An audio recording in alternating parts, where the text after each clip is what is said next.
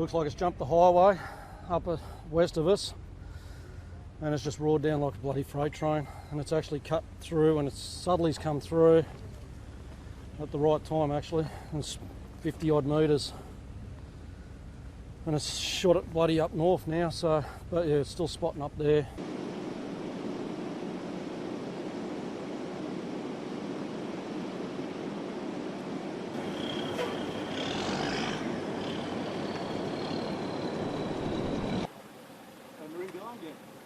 Yes, it's like it.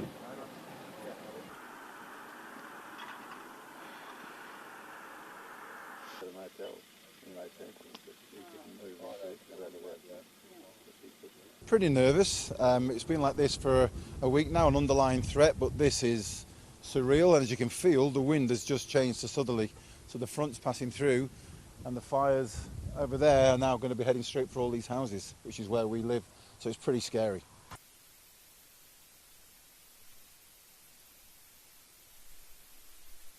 We were in two minds. I don't think we'll be given a choice, to be honest. It's pretty scary, that wall of fire that we saw earlier.